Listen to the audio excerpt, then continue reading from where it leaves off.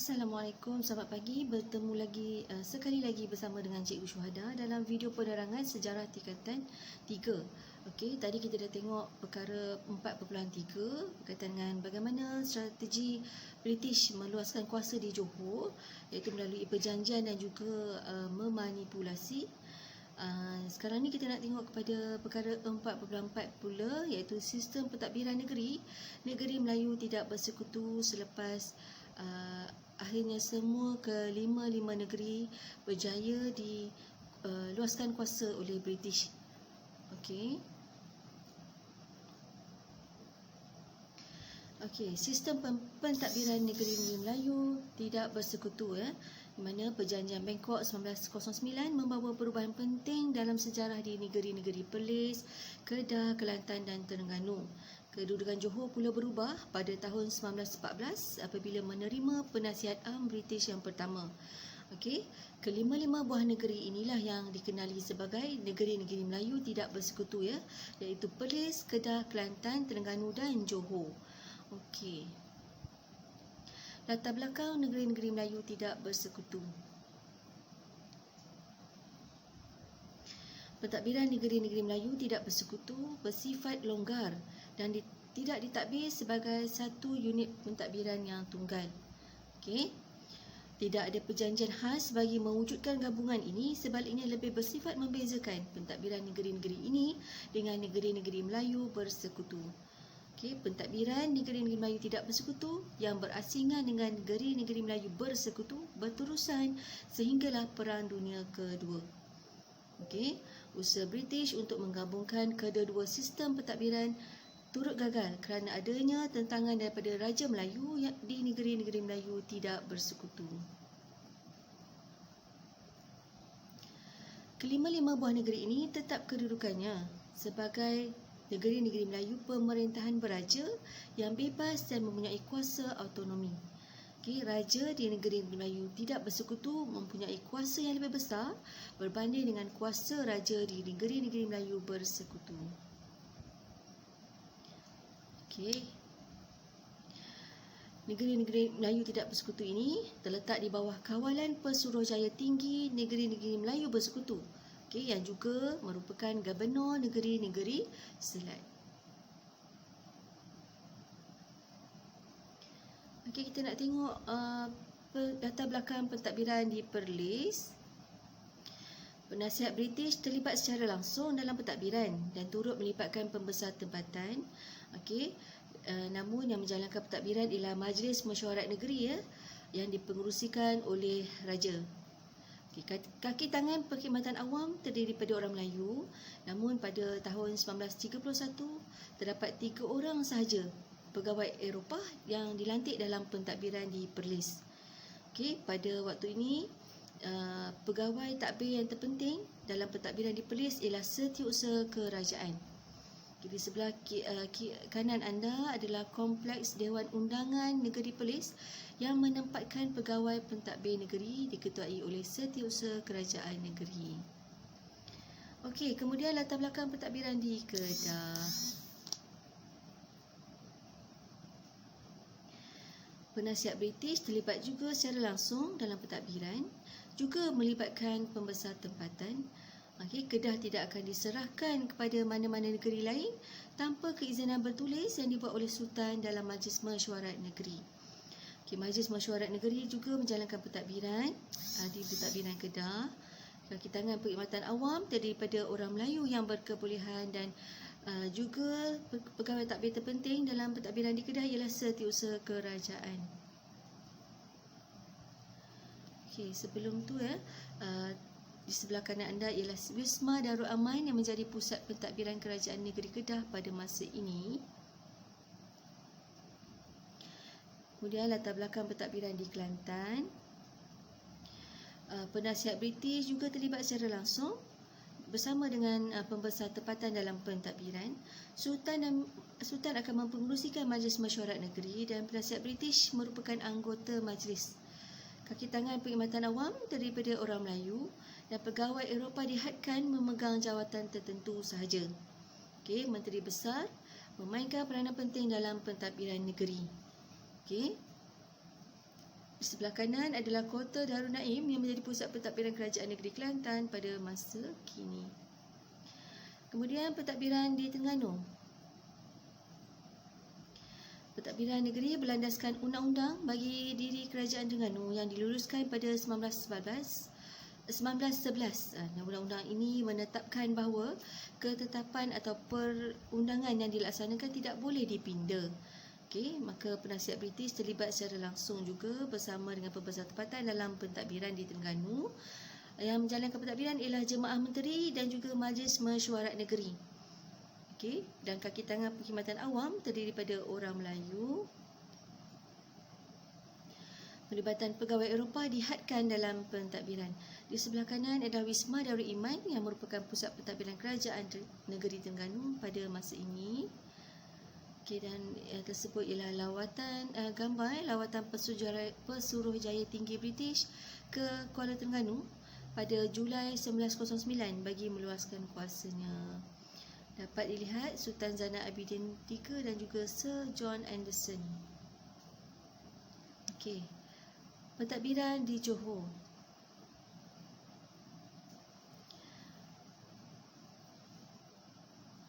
Latar belakang pentadbiran di Johor berlandaskan Undang-Undang Tubuh Kerajaan Johor 1895 di mana Sultan tidak dibenarkan untuk menyerahkan negerinya kepada kuasa asing.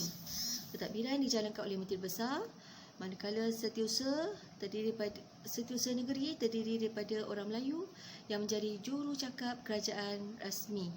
Okey, yang menjalankan pentadbiran ialah Majlis Mesyuarat Menteri dan juga Majlis Mesyuarat Negeri. Okey, orang Eropah dan Melayu dalam perkhidmatan Kerajaan Johor dilayan sama taraf dan diberi keutamaan kepada orang Melayu yang berkelayakan bagi memenuhi jawatan pentadbiran. Di sebelah kanan tu ialah Iskandar Puteri yang merupakan pusat pentadbiran Kerajaan Negeri Johor pada masa ini. Okey, Sultan Johor bersama-sama askarnya dalam perarakan hari ulang tahun keputeraan baginda yang diadakan di Singapura pada tahun 1885. Sultan Johor telah merupakan askar timbalan setia negeri yang menunjukkan pemodenan negeri Johor.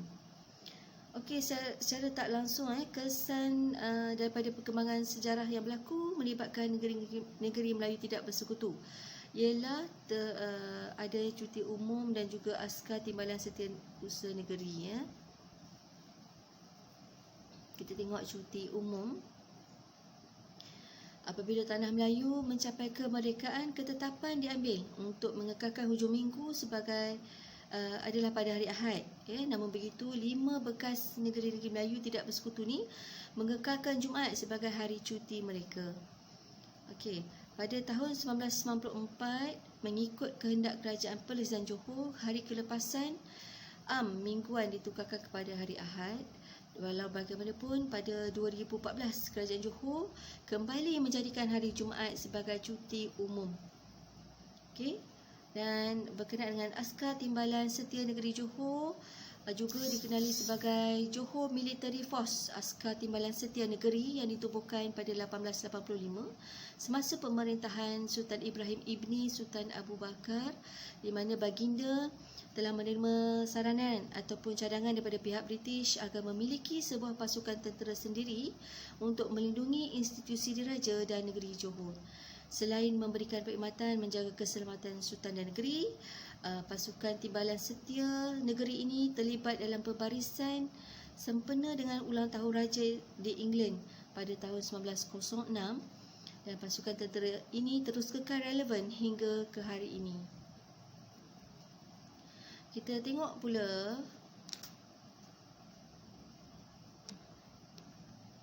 perkembangan pentadbiran di negeri-negeri Melayu tidak bersekutu, di mana pengekalan kedudukan Sultan. Okey, perubahan yang berlaku dalam sistem pentadbiran di negeri-negeri Melayu tidak bersekutu tidak mengubah kedudukan Sultan, di mana Sultan masih kekal sebagai puncak kuasa dalam pentadbiran negeri, di mana juga Sultan mempunyai kuasa terutama dalam hal berkaitan dengan agama Islam dan juga adat istiadat Melayu. Kedudukan pembesar juga turut dikekalkan meskipun bidang tugasnya telah berubah dan pembesar tidak lagi mengutip cukai dan pajak seperti yang berlaku sebelum ni, sebaliknya diberikan allowance dan pencen. Okey, gambar berikut ialah gambar-gambar menteri besar pertama yang menteri besar pertama yang membantu dalam pentadbiran di negeri-negeri Melayu tidak bersekutu, seperti Raja Ahmad bin Raja Endut, Menteri Besar Perlis yang pertama, Menteri Besar Kedah yang pertama iaitu Datuk Wan Muhammad Saman, Datuk Perdana Menteri Paduka Raja Haji Nik Mahmud bin Haji Ismail, Menteri Besar Kelantan yang pertama, Datuk Seri Amar Diraja Haji Angah Muhammad bin Yusof, Menteri Besar Terengganu yang pertama, dan juga Datuk Jaafar bin Muhammad, Menteri Besar Johor yang pertama. Penerusan sistem pentadbiran tradisional di negeri-negeri Melayu tidak bersekutu. Okey, sistem pentadbiran tradisional seperti Jemaah Menteri dan juga Majlis Negeri dan peraturan yang terdapat dalam Undang-Undang Tubuh Kerajaan diteruskan.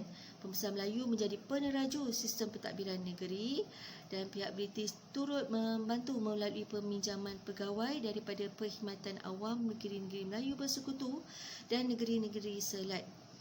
Negeri-negeri ini mempunyai sistem perkhidmatan awamnya tersendiri dan Kerajaan Kedah membuat perjanjian dengan Kerajaan British menyatakan bahawa semua jawatan perkhidmatan awam hendaklah diisikan dengan pegawai Melayu Kedah.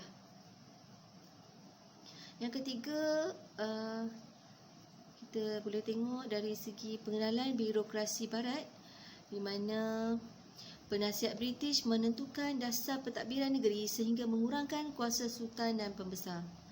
Okey, bila bermulanya pengenalan pentadbiran barat, okey, penasihat British mula menentukan dasar pentadbiran negeri yang mengurangkan kuasa sultan dan pembesar.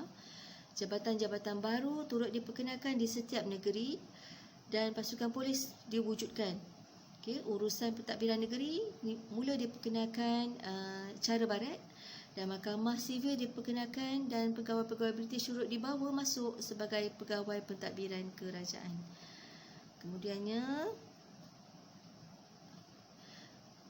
bahasa Melayu hendaklah digunakan dalam segala urusan rasmi yang berkaitan pentadbiran negara dan hal ini diperkukuhkan dalam melalui Akta Bahasa Kebangsaan 1963-1967 dan dijelaskan melalui Perkeliling Bilangan 9 tahun 2011, Perkeliling Bilangan 9 tahun 2011, Panduan Penggunaan Bahasa Kebangsaan dalam Perkhidmatan Awam. Okey. So kemudiannya barulah ada kempen Cintailah Bahasa Kebangsaan kita. Okey. So kita berhenti di setakat ini untuk perkara 4.4, sistem pentadbiran bagi negeri-negeri Melayu tidak bersekutu yang melibatkan 5 buah negeri iaitu Perlis, Terengganu, Kedah, Johor dan juga Kelantan. Okey. So kita akan sambung pembelajaran kita dalam slide video penerangan yang akan datang. Sekian dulu, terima kasih.